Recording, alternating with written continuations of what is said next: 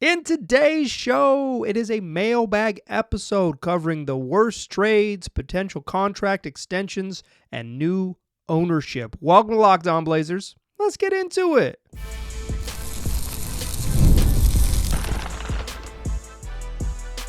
You are Locked On Trailblazers, your daily Portland Trailblazers podcast, part of the Locked On Podcast Network. Your team every day. What's up, world? It's your past first point guard and Trailblazers reporter, Mike Richmond. You are listening to another episode of Locked On Blazers, part of the Locked On Podcast Network, available wherever you get podcasts and also on YouTube. Thanks for making this show your first listen. Coming at you each and every weekday, Monday through Friday, so make it a part of your daily routine. Make it your first listen. Tell your friends to do the same. It's Locked On Blazers, your team every day.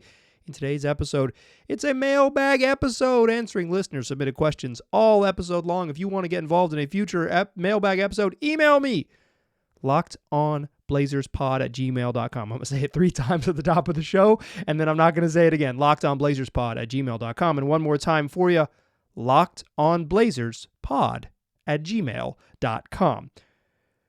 We're going to talk about 3 questions. A trio of questions from your fellow listeners. Talk trade packages, talk Shaedon Sharpe extension, and some numbers to know or some numbers to consider, and some new ownership blues and how that pertains to the Portland Trail Blazers. Let's get into it with trades, though.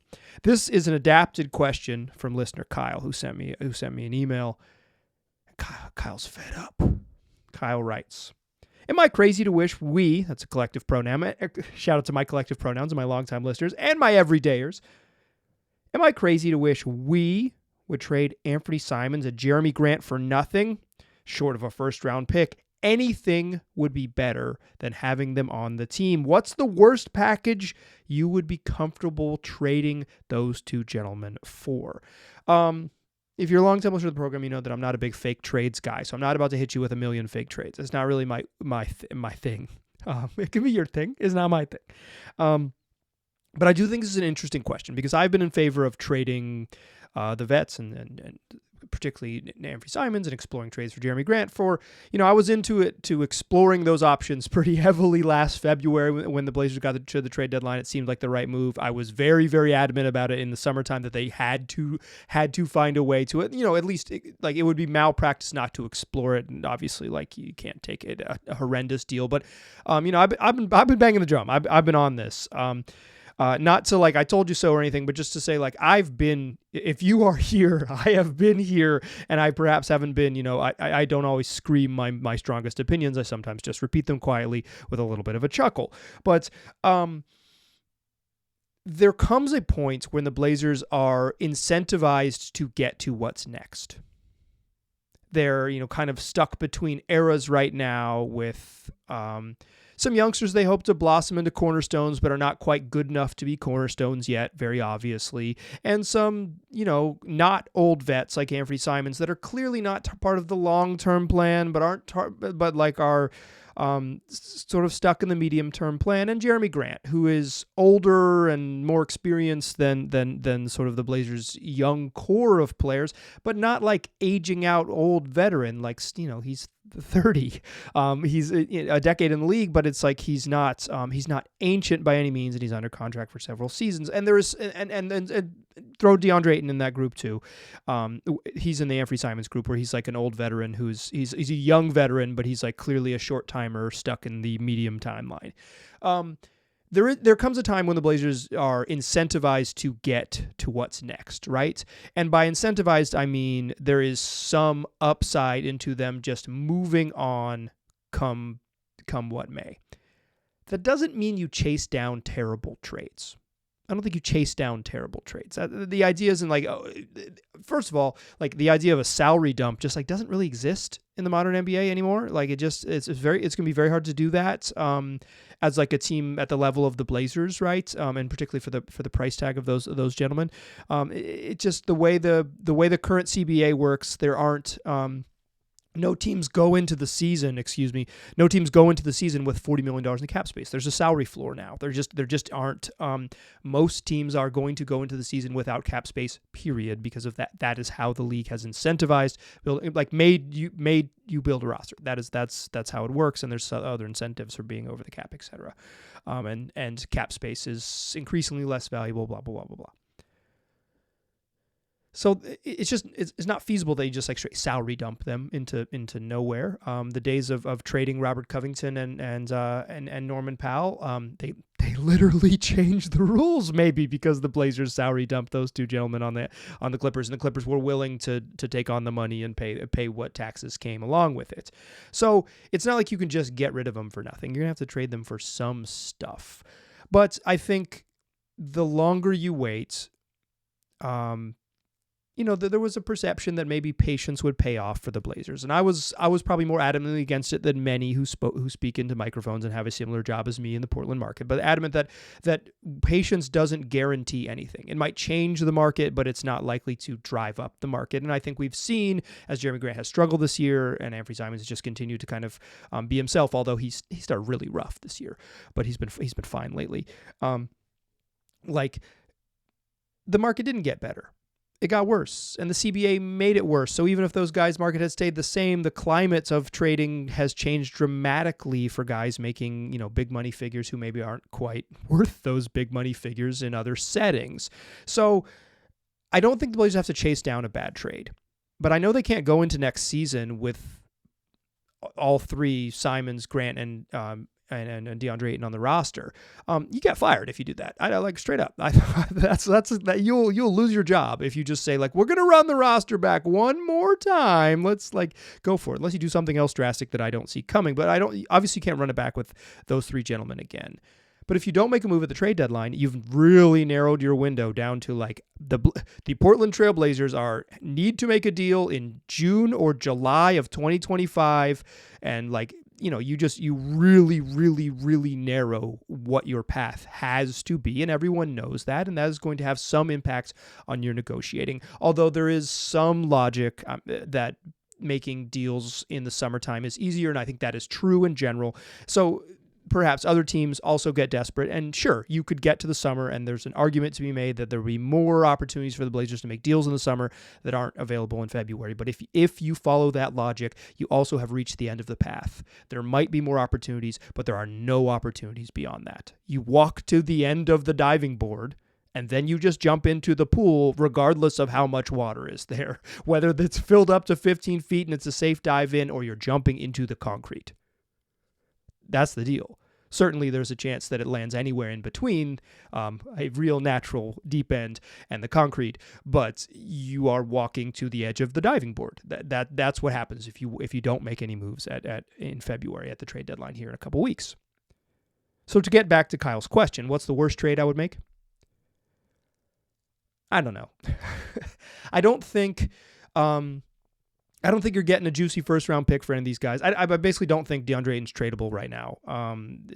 Maybe next year when he's an expiring contract, he actually might be. There's a world in which you take on money and send out $35 million, and DeAndre Ayton ends up having some utility to some team that needs to end up with no money on the books in 2026, right? I think there's a world where that happens. But if we're talking Ant and Jeremy Grant, here's the worst trade I would take for Jeremy Grant. Something to this effect. Trading Jeremy Grant. I'm trying to go realistic, right? This is the worst trade I would accept for Jeremy Grant and feel comfortable with. Obviously, my comfort level is not that important, but the question was posed to me. Jeremy Grant to the Sacramento Kings in exchange for Kevin Huerter and Trey Lyles and 3 second-round picks. Yuck. But that's realistic. That's a team that might need Jeremy Grant's services because they just need a little more size and some defensive options along at the forward spots. Kevin Huerter forgot how to shoot. Trey Lyles is, he's like a fringy backup. I kind of liked Trey Lyles before. I think he's lost a little luster for me. Kings don't have a ton of tradable seconds, so honestly, asking the Kings for second round picks they might be we're not going to give up that many, right? But they owe a pick to the Bulls this year for as part of the DeRozan trade.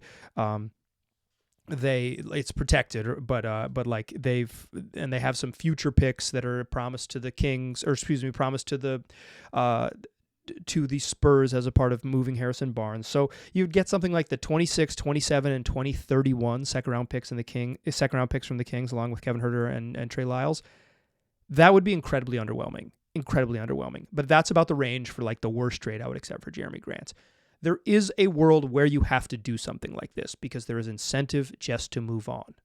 And that's the danger of waiting. That's the danger of pushing it forward. That's the danger of patience. Certainly patience can pay off, and certainly it might. And the Blazers have a much stronger grasp on the entire trade landscape than I do, right? Like I'm just like some dude who reads a lot about the NBA and knows some people who used to work in the league. But like certainly the Blazers can cook up something better than that. But if you're asking me like, what's the worst trade that I would be like, yeah, I kind of get it. That is like the bottom of the, yeah, I kind of get it barrel. Would I kill them on the podcast for making that exact deal? Well, now I couldn't for making that exact deal, but boy, if they make something similar, I reserve the right to be critical, because I think waiting this long has had repercussions, and it was only extremely obvious to every single Locked On Blazers listener for now 12 consecutive months. Okay, in the second segment, let's talk Shaedon Sharpe and extension and what that might look like, because Sharpe can get paid this summer. The question is, will he, and would he even want to? Join me in that second segment, won't you? First, I want to tell you about TALKSPACE. Therapy is a game changer. It can help you manage your stress. It can help you improve your sleep. It can help you to communicate more effectively.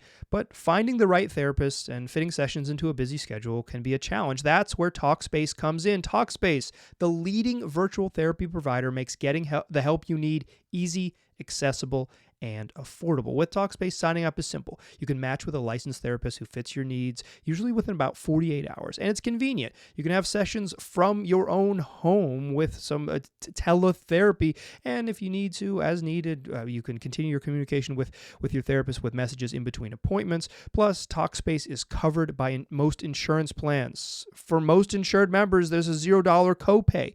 It's never been easier to prioritize your mental health. As a listener to this very podcast, you'll get $80 off your first month with TALKSPACE when you go to TALKSPACE.com/LockedOnNBA and enter the promo code SPACE80. To match with a licensed therapist today, go to TALKSPACE.com/LockedOnNBA and enter that promo code SPACE80 to get $80 off your first month and show your support for the show. That's TALKSPACE.com/LockedOnNBA, promo code SPACE80. All right, let's keep it rolling with our special delivery mailbag. This next question comes from Ben. This is an adapted question from a longer email Ben sent me. That's the thing. You send me an email, I will absorb it into the show. You will become part of the Locked On Blazers hive mind. It's not really a hive mind. Many of you disagree with all the stupid stuff I say here, but I still appreciate the support and also disagreement. Very healthy. Ben asks, what would a Shaedon Sharpe contract extension look like this summer? This is like 3 emails condensed into one sentence.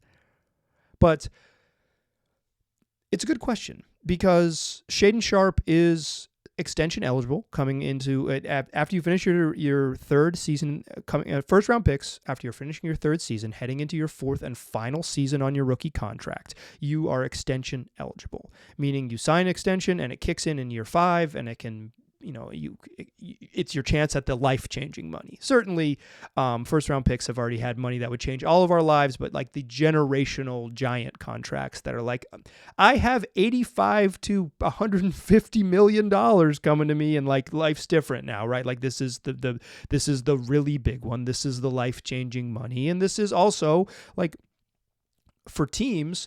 What you want is when you draft guys, high draft picks, you want them to overperform. You want them to overperform their draft slot and be max guys. You want them to be like, shoot, well, this is a freaking $200 million player, right? Because if they're that good, things have really worked out for you. I guess like the best case scenario for teams is like the Steph Curry situation where he had all those ankle injuries and they gave him a $45 million contract over the course of 4 years. And then he was the best player in the NBA for a brief period there, making $11 million a year, and allowed them to like sign Kevin Durant and ruin the league. But short of someone's like a miraculous rise, or whatever the title of the book was called, shout out to Marcus Thompson, having players earn a big extension is actually good news for the team because it means that they're good basketball players. Shaedon Sharpe is extension eligible. He can sign this contract. Sitting here today, I would straight up be surprised if Shaedon Sharpe signs a rookie extension. I'd be surprised. He just hasn't had the year that would make signing a contract super obvious.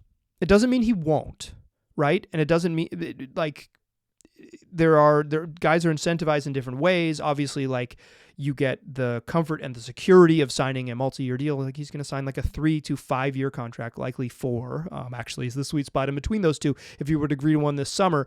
But like, he can bet on himself. He would be a restricted free agent the following year. He would enter the market. The Blazers could match any contract offer he gets. It's not like he turns down the money. He would just, you don't get the security and you go in and you play your 4th season and then let the forces of the market in the following summer be your guide. But when I'm thinking about this contract extension for Shaedon Sharpe, I'm thinking about 3 names. Those names: Trey Murphy, Jalen Suggs, and Moses Moody. Those are all wingy types, although Trey Murphy's like 6'10", 6'9", 6'10". But they're all like two guardy types, 2 3s. Trey's like a 3-4, but perimeter-oriented wings who were drafted in the 2021 draft, the year before Shaedon Sharpe. I'm not thinking about Cade Cunningham here. He's a number 1 overall pick. He signed a max. He's an all-star this year. He's fantastic. And he was clearly, for my money, I'm a pretty big Cade Cunningham believer. He was clearly on this track in year 3. He was excellent. It's just people didn't know it because they lost every single game. But I'm thinking about these guys because they've signed sort of different levels of contracts that I think can give you a window into what it could look like. He ain't getting Shaedon's not getting the Jalen Suggs contract. Jalen Suggs signed a deal with the Orlando Magic, 5 years, $150 million. Suggs rocks. Like he's an all defense guard. Last season, he has struggled to shoot the ball a lot this year, but last season he's shooting 40% from 3. He kind of like he was not an offensive player for a couple of years, and then all of a sudden in year 3, it's like, oh, the dude can really score. I think there were moments this year when he showed some individual creation offense, but that was after the contract extension.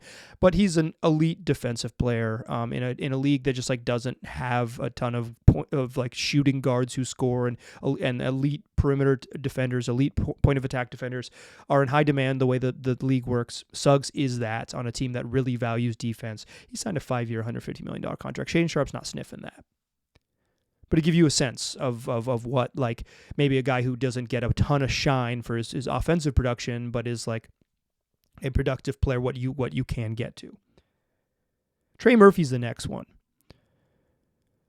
Trey signed 4 for $112. It's about $28 million average annual value. I'm a pretty big Trey Murphy III guy. I'm a TM3 believer. Also, Trey Murphy III is really the third Murphy III. The Trey is a shortened name because he's the third, but on the back of his jersey it says Murphy with 3 lines, Murphy III. It's the third Murphy III. The third Murphy III, I think he has a much higher floor because of the defense than Shaedon Sharpe. I just think the productivity, he's also just bigger. But like the defensive potential, his floor is so much higher than what Sharpe is right now. And his ceiling might be higher because of the shooting. In years 2 and 3, Trey Murphy averaged about 7 3-point attempts a game and shot 40% from 3. It's 41 year, 38 and some change last year. It's like 39 and 39.7.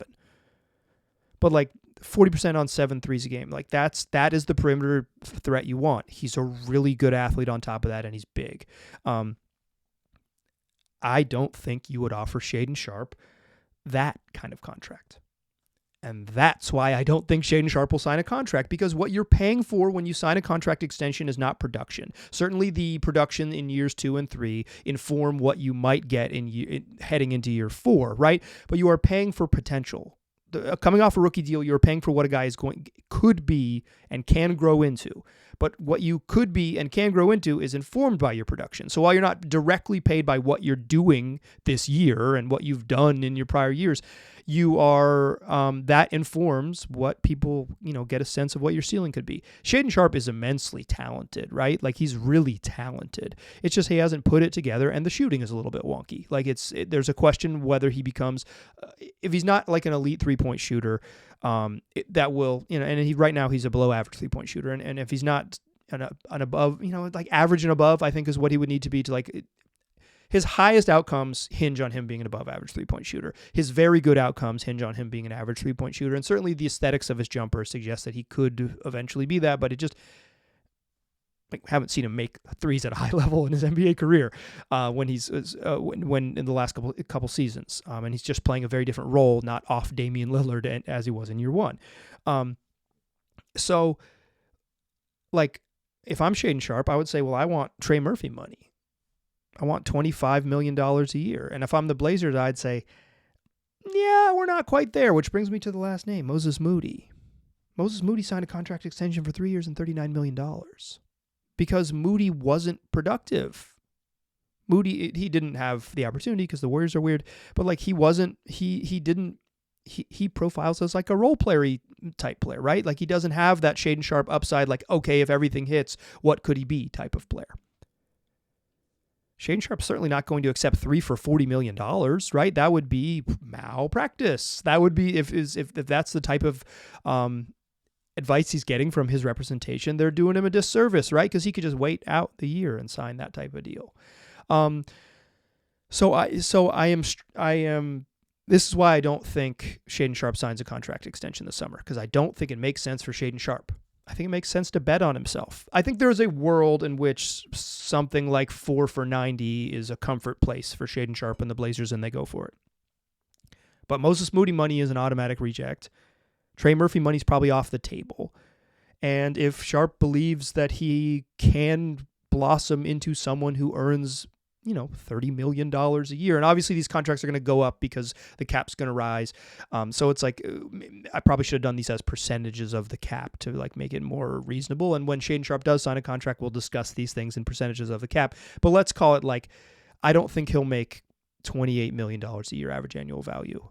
And I think if I'm Shaedon Sharpe, I would say I'm capable of that, and bet on yourself. So to answer your question in a long-winded way, Ben, as I want to do, what would a contract extension look like? It'll look like something that doesn't happen for a variety of reasons.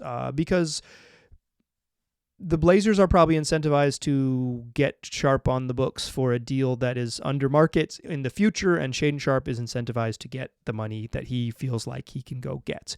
Okay, let's talk ownership and the Phoenix Suns and what that means for the Trailblazers in the third segment. Join me there, won't you? First, though, let's talk Gametime. It's the place to buy tickets to live events. Whatever that live event that you're into, whether it is a sporting event. The Blazers are going to be back for 2 weeks. Starting on Sunday, they play 7 games in 12 days.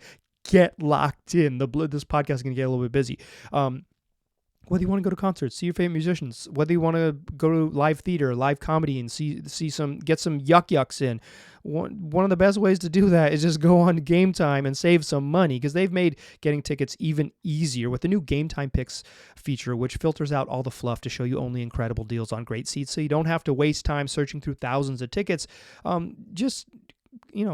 Pull up the app, search what you want to search for. The venue will come up. You'll see all the Gametime picks. You'll find the amazing deals. You can view the exact view from your seat right there in the app before you purchase anything. Plus, they've got the super deal, which offers great seats at unbeatable prices. Plus, you can get all-in pricing toggled on the app, so then you can see the total cost up front with no surprise fees at checkout. Take the guesswork out of buying tickets with Gametime. Download the Gametime app today. Create an account. Use the code LOCKEDONNBA for $20 off your first purchase. Terms apply. Again, create an account and use that redemption code LOCKEDONNBA for $20 off your first purchase. That's LOCKEDONNBA. Download Gametime today. What time is it? Gametime. still a pass first point guard, still Mike Richmond, and you are still listening to Locked On Blazers. Final question of the day comes from MB, who asks, this is a singular email from MB.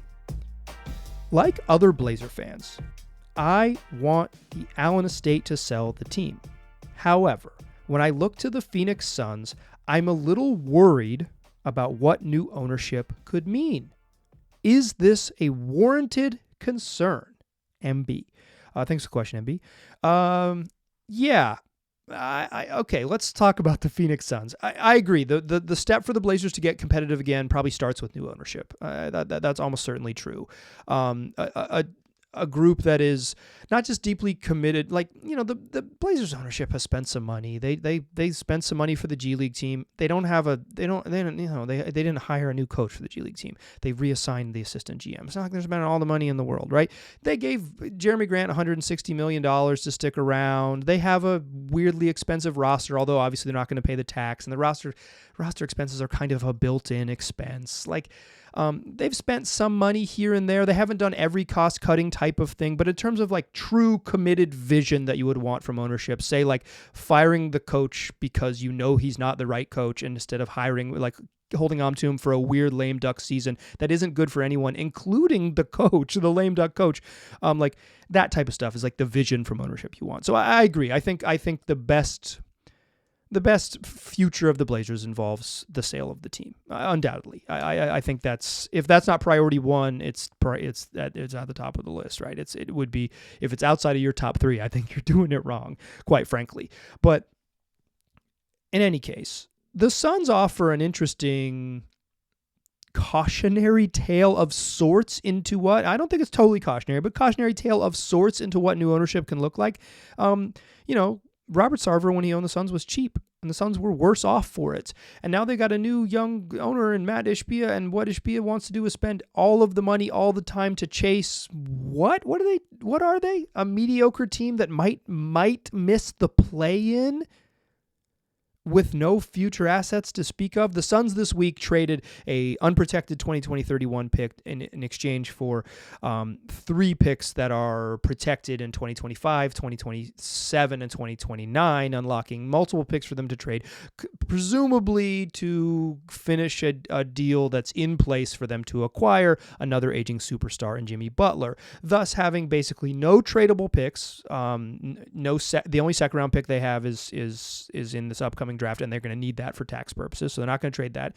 And very few tradable firsts, because when they hit the second apron next year in 2032, they won't even be able to trade that pick. They're in trouble in terms of flexibility.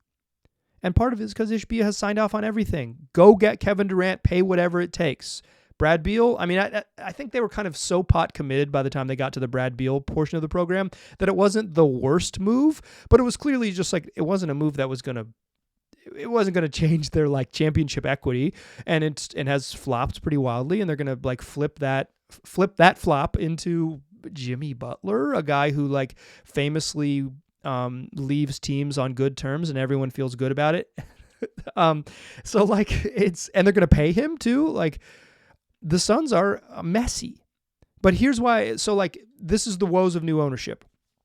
Sure, they were really aggressive. They went and got Kevin Durant. That's so cool. That's what you want from ownership. They paid whatever it took to make it happen. Ishbia was apparently the guy on the phone went to make sure that late night trade of KD happened. They moved all in on that. They were the first team to move to putting their games for free over the air and offering a digital streaming package. They were a cutting edge team, said, let's do this first. We don't need a local TV deal. It's not going to work anyways. We don't we'll get the money on the back end by being a popular basketball team.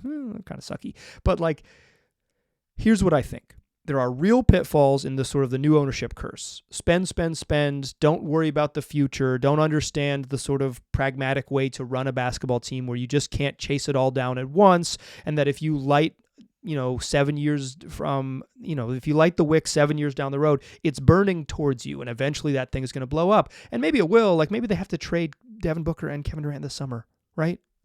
Maybe that's how this ends. Because it's just or maybe it's next summer or whatever it is. Maybe it's 3 years from now, and it's when Kevin Durant's 37, and it just fizzles, right? Whatever it is. But why I would say that it's not totally awful, why it's not like a total pitfall of new ownership, is I feel very comfortable thinking that Matt Ishbia will continue to throw money at this thing in order to have them be somewhat competitive, because he has proven he's willing to spend his way in and out of problems. The first step when you're in a hole is to stop digging, unless you have $1 billion, and then you can just put that money, or several $1 billion even, you can just put that money below your feet and rise to the top of the hole you've dug for yourself. Because, if they do blow it up and they launch a rebuild, I am comfortable thinking that Ishbia will spend the money to get things done. He'll be willing to take risks. He'll be willing to, he'll be willing to be aggressive in the immediate term always, no matter what the immediate term is, in order to have the Suns be at least moderately competitive. He will always spend to have them moderately competitive. And while that might not be the best way to run a basketball team, in fact, it might be a straight up bad one, it is certainly better than the set it and forget it approach that is currently existing in Portland. So I do agree. What you want is perfect, good, smart ownership. It's a distinct advantage in the league. It is the Steve Ballmer, right? You hire the right, they made some super aggressive trades that have made blown up, but you hire the right coach, you build a super nice new arena, and then you run an organization that is like functional, right? And I think the for the most part, the Clippers, messy forever, are pretty functional under Ballmer. Like, he's turned that team around in that way. Not everyone is Steve Ballmer, but like there's a small circle of folks who can own an NBA team, and you hope that you get one of those rich folks who really understands and is committed to being at least competitive. And if you have someone committed to being competitive, the chances that you're like a playoff team in a league where half the league makes the playoffs, even more, is pretty decent. I think the worrying about what new ownership could mean I think it kind of wipes away the problems with what current Blazers ownership offers, which is just like not a group that is committed to make swift and precise decisions that push a direction of a franchise in a direction. They kind of are floating unmoored in the ocean. And hopefully the tide brings them back a superstar, but if it doesn't, they still don't seem to have an anchor down anywhere. That is going to do it for today's show. Is a mailbag episode, baby. I'll just say it for you one more time. LockedOnBlazersPod@gmail.com. If you want to get involved in a future mailbag episode, that's the best place to reach me. It's pretty much the only place to reach me as well. Tomorrow night, on Thursday, you're listening to Thursday, January 23rd show. So this evening, the Blazers play the Orlando Magic. I'll have you covered after that one. That's what we'll do. 5 days a week, wherever you get podcasts and also on YouTube. I appreciate you listening. I'll talk to you soon.